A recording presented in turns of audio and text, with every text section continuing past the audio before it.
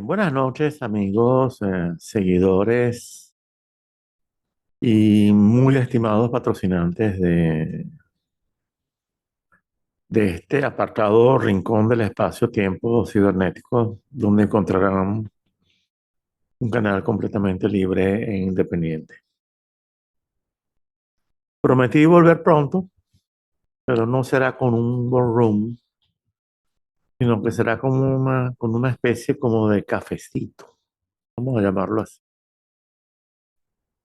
¿Qué me obliga, qué me inspira, mejor dicho, a hacer este video? Bueno, unas declaraciones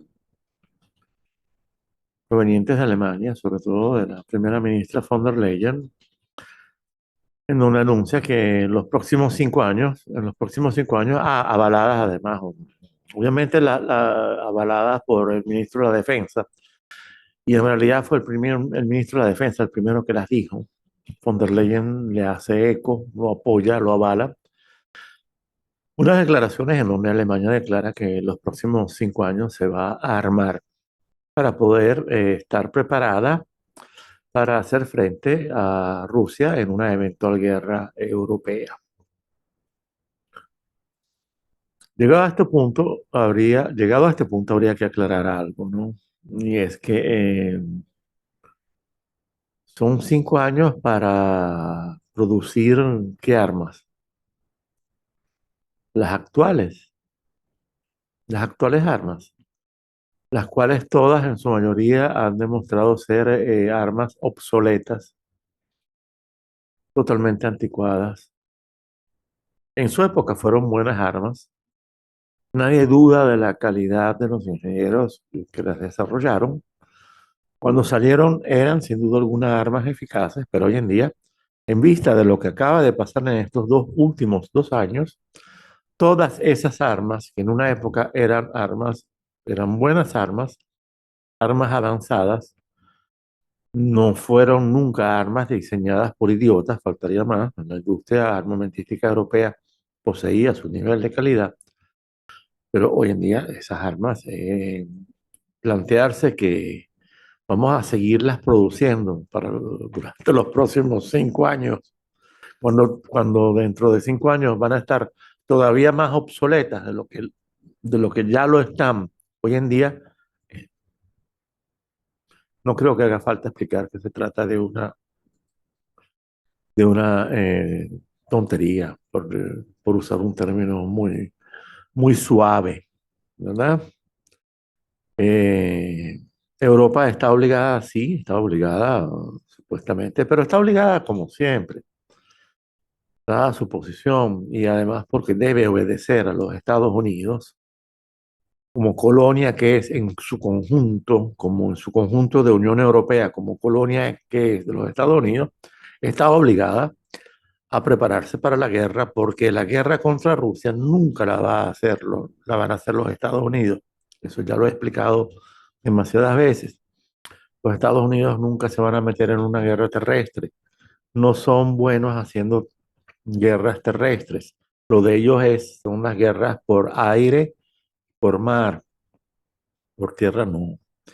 Pero menos que menos una guerra terrestre contra Rusia, que ellos saben perfectamente que la perderían, pero bueno, los palazos que recibirían en sus traseros serían para producir hemorragias masivas en las Fuerzas Armadas de los Estados Unidos, señores. Las perderían de cabo a rabo, saldrían con las tablas en la cabeza. Se volvería a repetir la historia que comenzó con la historia de Napoleón y se repitió con el caso de Hitler. Los gringos, los americanos, disculpen, yo como suramericano tengo la tendencia a utilizar el término gringo, los americanos que en eso no son estúpidos, no son como Biden ni como Trump. O sea, en el Pentágono no hay personajes así, no hay payasos de ese tipo. Hay otros tipos de payasos en el Pentágono, que son los que dan la cara y son los que entrevistan los medios, pero en general los gringos no son tan estúpidos como para hacer algo así, pero sí son perfectamente capaces de ordenar y obligar a los países de la Unión Europea a prepararse para enfrentar a Rusia y eventualmente ir a una confrontación bélica con Rusia, la cual será provocada mediante operaciones de falsa bandera en donde se van a simular ataques rusos contra Europa usando armas convencionales o armas, perdón, usando armas convencionales, usando armas nucleares. Esperemos que no.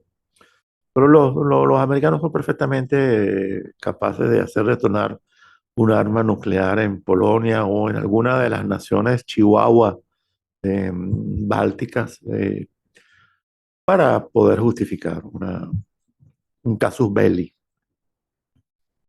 y así justificar no entrar en guerra y así justificar que toda Europa y ahora Suecia, recién estrenada, qué vergüenza histórica la de Suecia, de verdad, qué gran decepción histórica la de Suecia, pero bueno, Suecia también tendría que participar en esta guerra. Pero en 5 años, primero que 5 años no son suficientes. Segundo, 5 años, vuelvo y repito, para producir que las actuales armas. Les voy a poner un ejemplo, quizás el más notorio. Se trata del avión caza Eurofighter. Ese avión ya nació obsoleto. Ya cuando fue estrenado, se trataba de un avión de cuarta generación que se estrenó justo cuando Estados Unidos estaba lanzando y estrenando sus aviones de quinta generación. Así que él ya es un avión que de por sí nació obsoleto. No es de ninguna manera un mal avión, por favor. Es un excelente avión, pero obsoleto. Y eso en el mundo de las ciencias y artes militares es algo relevante. Entonces, ¿qué van a hacer? Con este avión Eurofighter. Lo van a seguir produciendo durante los próximos 5 años. Y cuando más bien deberían producir un avión sustituto cuyo proyecto ya comenzó, ¿verdad? Pero que obviamente es su proyecto, la investigación y desarrollo que amerita este nuevo proyecto, no se va a llevar 5 años, señores.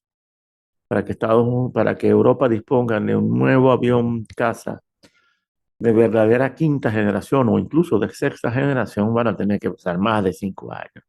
Entonces, mientras tanto, ¿qué van a hacer? Van a seguir produciendo Eurofighters obsoletos, que ya están obsoletos, mientras los rusos no van a cesar de seguir desarrollando nuevos armamentos, porque toda la industria bélica de Rusia ya se encuentra plenamente activada.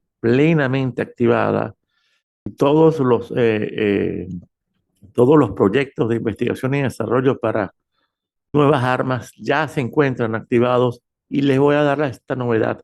Se encuentran activados desde hace años y se encuentran activados desde mucho antes de que comenzara la guerra contra Ucrania,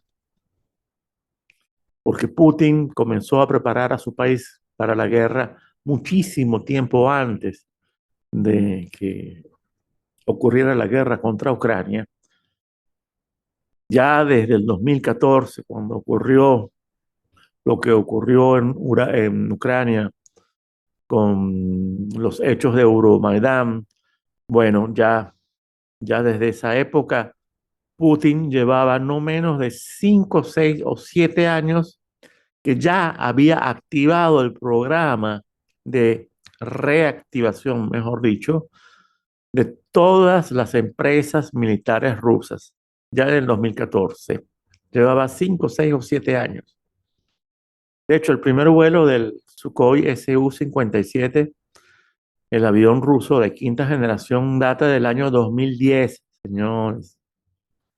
Putin ha estado preparando su país para la guerra desde hace mucho tiempo, muchísimo tiempo, desde hace no menos de 14, 15, 16 años,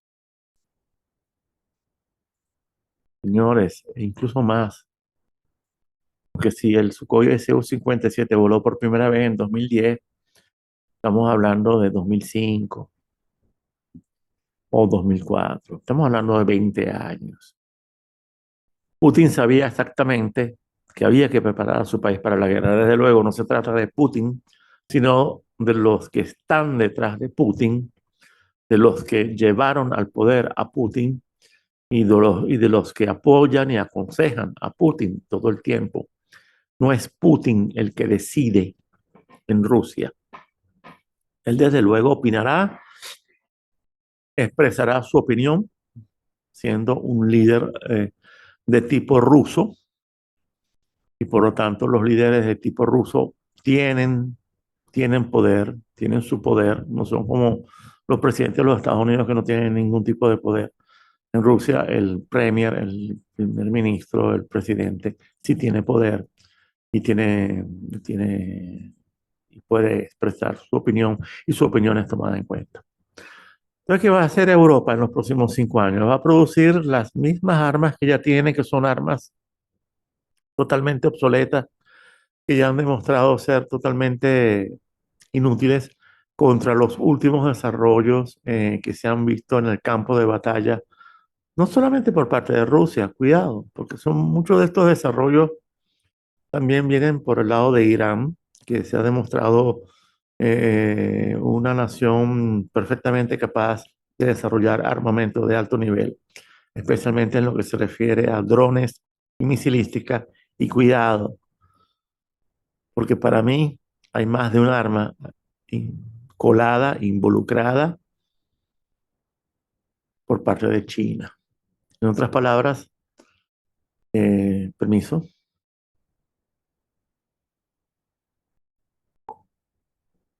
En otras palabras, los chinos, ni cortos ni perezosos, ni tontos que fueran, y los rusos, ni cortos ni perezosos, ni cortos que fueran, le están permitiendo a los chinos usar esta guerra para ellos experimentar con sus armas, con sus desarrollos de nuevas armas.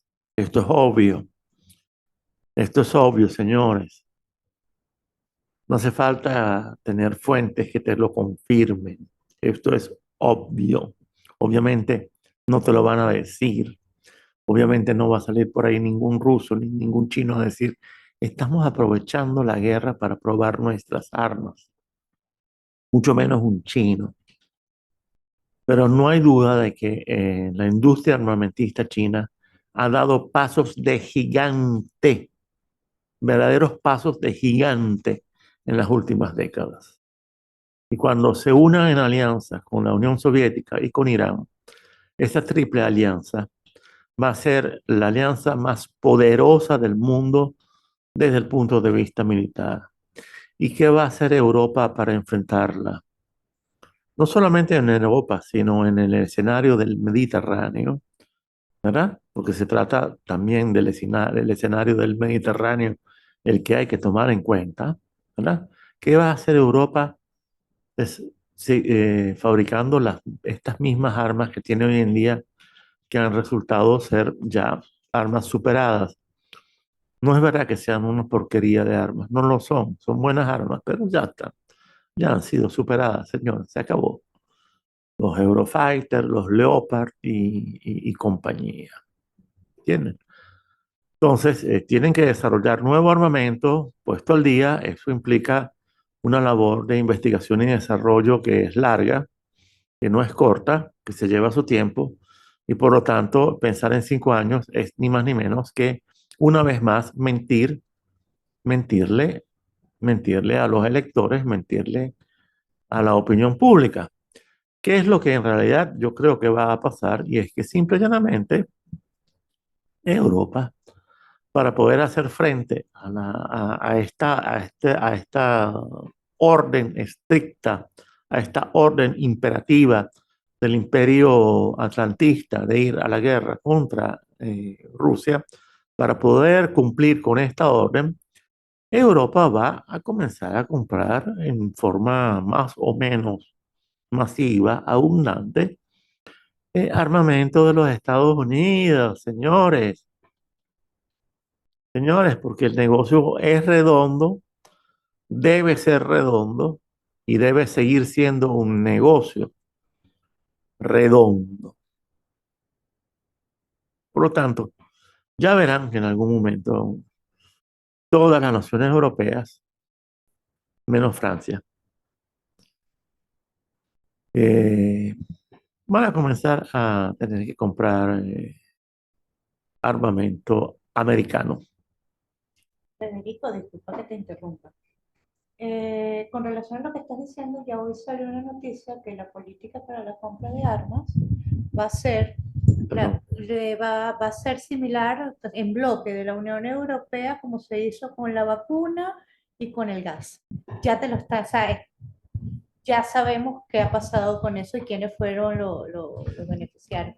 Y otra cosa que iba a comentar, con relación a la falsa bandera que habías comentado, Operaciones la de falsa. operación de falsa bandera, yo me encontré hoy un artículo viejo del año pasado en donde hay unas declaraciones de Alemania, en donde al final terminan diciendo que unos analistas, tras unas declaraciones de Scholz, que es posible que Rusia ataque en el 2024 en el O marco de sea, este año. o sea, este año, en el marco de la transición con el tema electoral. Recuerden que siempre dicen lo que van a hacer.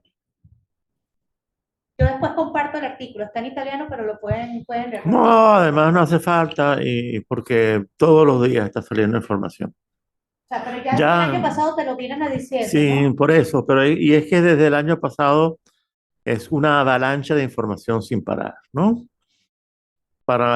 Incluyendo además la información de que ya llamaron a la reserva, ya hay reservistas, ya hay efectivos de los ejércitos europeos interviniendo en Ucrania. Están las declaraciones ridículas del primer ministro de Inglaterra diciendo que tienen a especialistas ingleses trabajando en Ucrania desde hace tiempo, pero eso no significa nada. Nosotros no hemos enviado tropas a Ucrania, señor imbécil. Sí, ustedes no han enviado tropas a Ucrania, pero ha mandado a sus especialistas militares a Ucrania y lo hizo desde el principio. Por lo tanto, usted convirtió a su nación en una nación beligerante contra Rusia. Y lo mismo todos los demás. También los alemanes han dicho que hay alemanes allí trabajando en Ucrania como asesores, consultores, entrenadores. Bueno, enviaron los tanques Leopard. Los tanques Leopard son tanques occidentales que los ucranianos no, simplemente no conocen. Y por lo tanto hay que entrenarlos para que aprendan a usarlos. ¿Y cuáles son los entrenadores? Son alemanes. No pueden ser de otra nacionalidad. Entonces, no nos caigamos, por favor, a una mentira tras otra. La participación de consultores, especialistas, militares de cada país de Europa en Ucrania es un hecho comprobado desde hace muchísimo tiempo. Eh, Solo ahora lo reconocen y no hace falta que envíen tropas. Basta con que envíen justamente a estos que son los que más daño pueden hacer. Estos especialistas y estos asesores pueden hacer mucho más daño que el simple envío de tropas a Ucrania. Eso lo sabe muy bien Rusia y por lo tanto Rusia está en todo el derecho de declarar a naciones como Inglaterra, como Alemania o como Italia como naciones beligerantes. En otras palabras, como naciones que también han entrado en guerra con Rusia y así será. En su momento lo dirá. Eh, en fin, disculpen la pequeña interrupción. Volviendo al tema, aquí no se trata además solamente de Europa.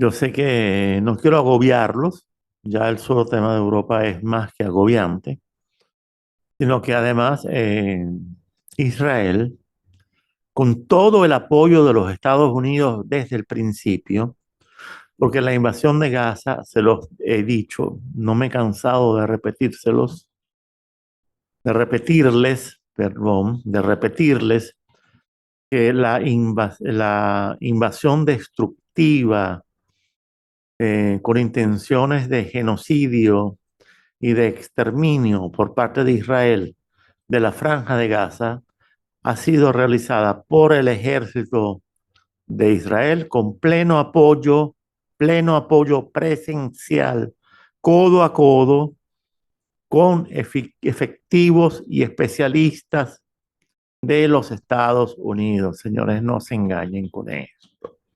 Es una operación plenamente apoyada por los Estados Unidos. Es más, es una operación plenamente aprobada por los Estados Unidos. Si los Estados Unidos no lo hubiesen aprobado, Israel no hubiese podido dar ese paso, porque Netanyahu, ustedes deben tomar en cuenta que Netanyahu, más que un político israelí, es un político americano, es un político de los Estados Unidos. Él está muchísimo más ligado a la política de los Estados Unidos que no a la política local. Yo que se los digo y averigüen, investiguen, a ver si lo que les estoy diciendo es una exageración y no lo es. Así que si los israelíes siguen insistiendo y el mundo musulmán termina por perder la paciencia, y lo va a hacer, lo que pasa es que la paciencia musulmana es legendaria, eh, es hasta un dicho, ¿no? Más paciente que un musulmán. Bueno, cuando a los musulmanes se les acabe la paciencia, y podría ocurrir que se les acabe la paciencia tanto del lado chiita como también del lado sunita, y estoy comenzando a averiguar ciertas cosas con respecto a Arabia Saudita que no son muy tranquilizantes y que podrían resultar decisivas a la hora de desatarse un conflicto, no en el Medio Oriente, en todo el Mediterráneo, señores. Porque Arabia Saudita lo que está recuperando es la visión de conjunto mediterráneo. Eso es lo que Arabia Saudita está recuperando.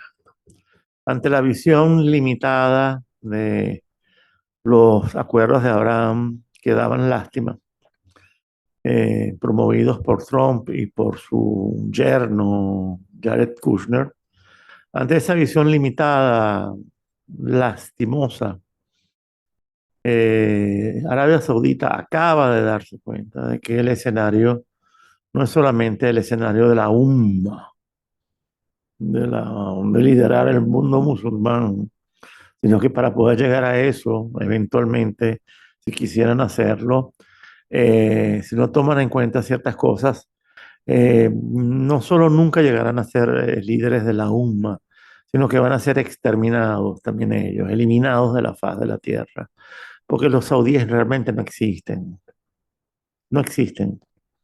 Los árabes sauditas son una población prácticamente inexistente.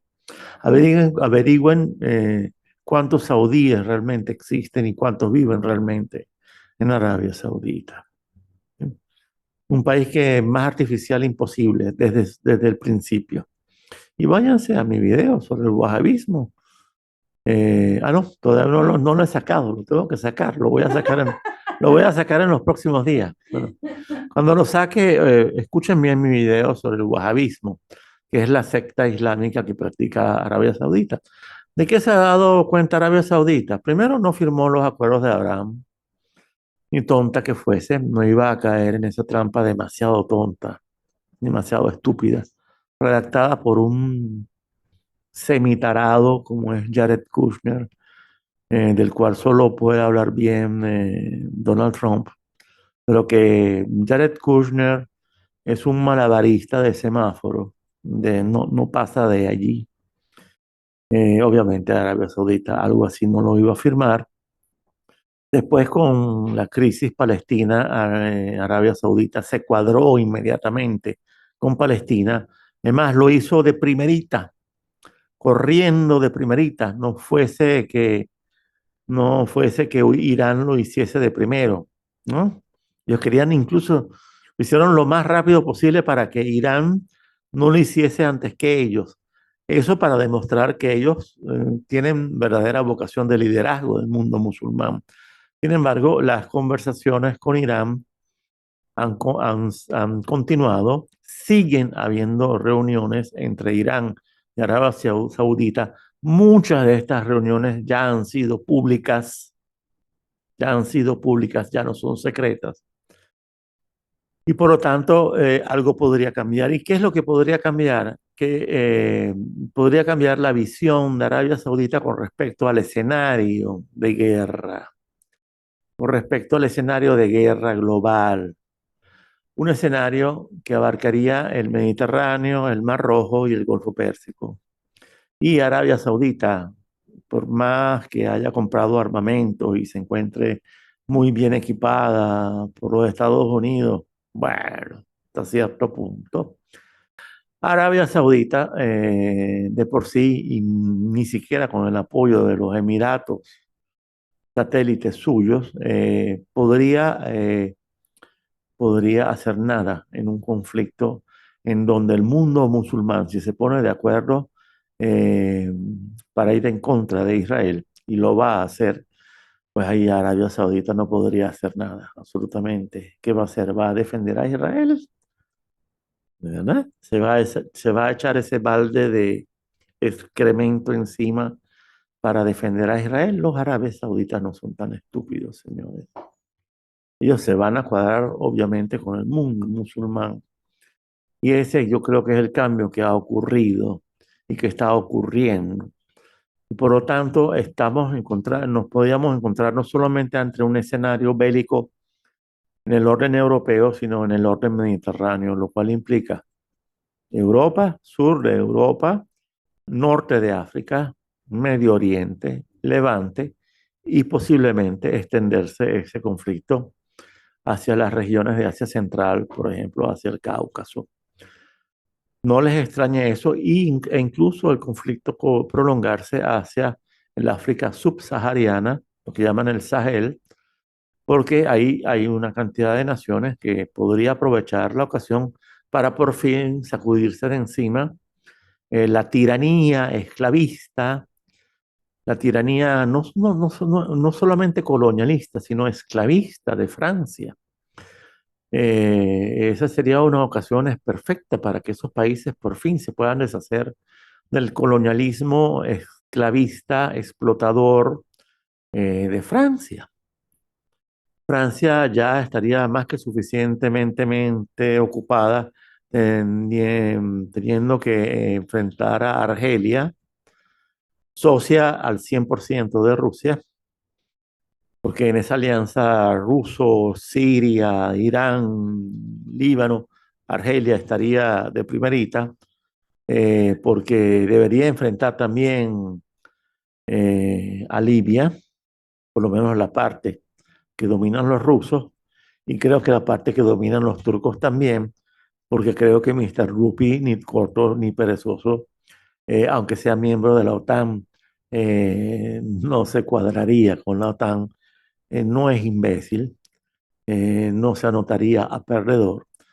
Por lo tanto, veríamos a Turquía también apoyando al mundo musulmán, más aún sabiendo que también Turquía tiene aspiraciones de liderazgo hacia el mundo musulmán, por lo menos hacia lo que es la porción sunita del mundo musulmán.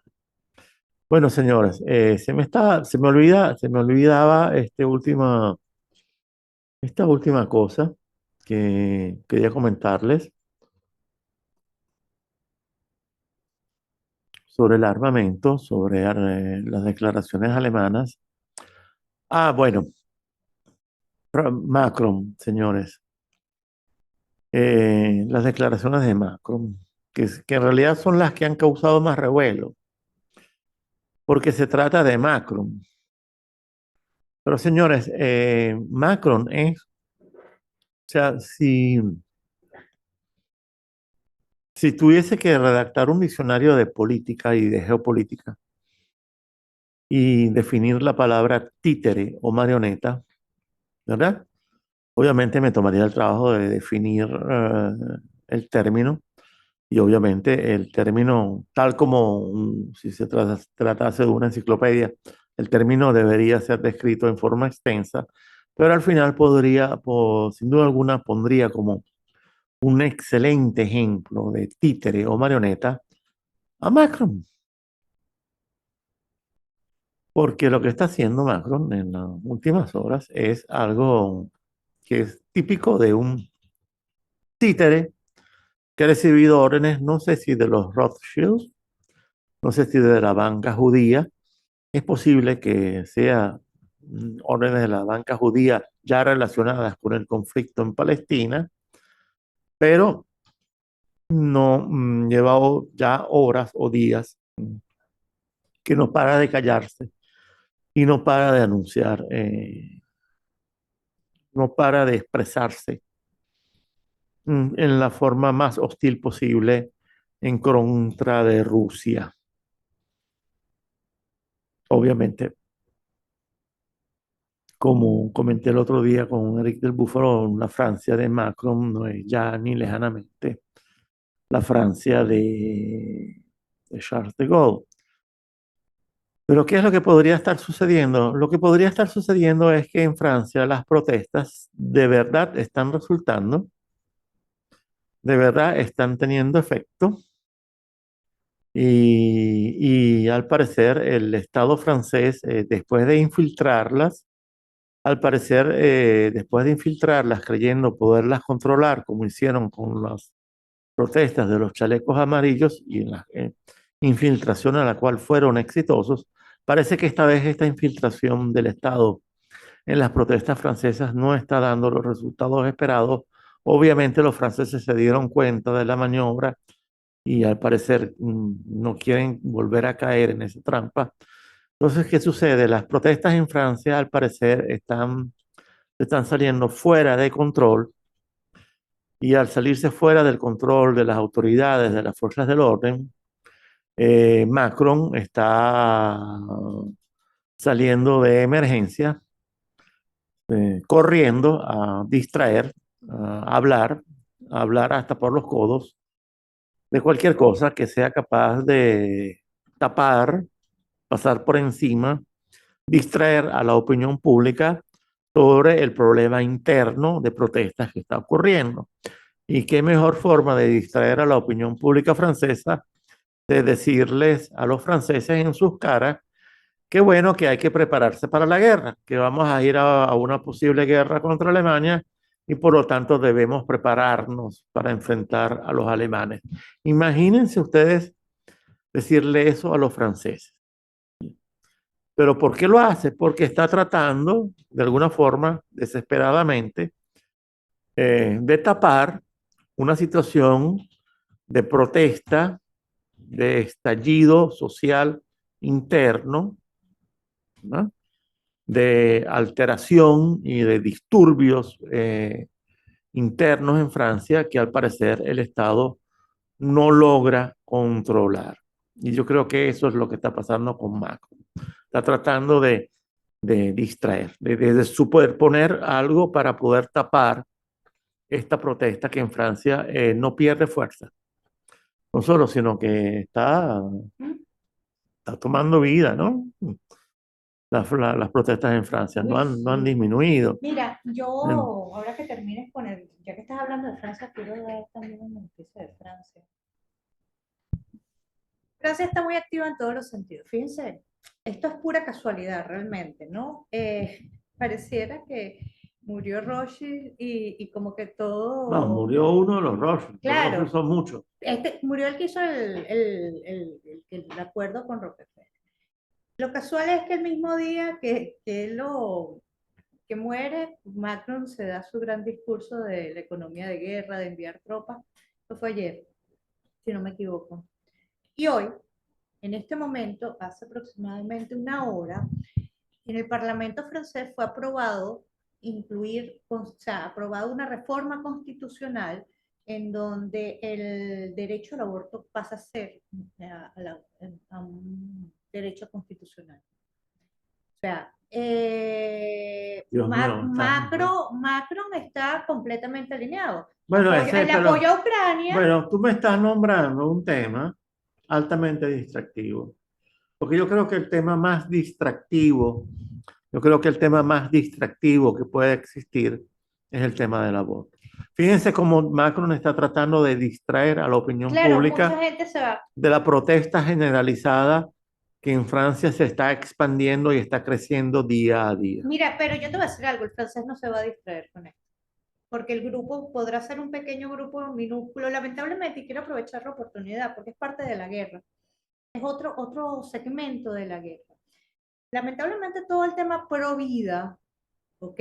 Hegemónico, CES de Occidente libre y democrático, cristiano, patriota.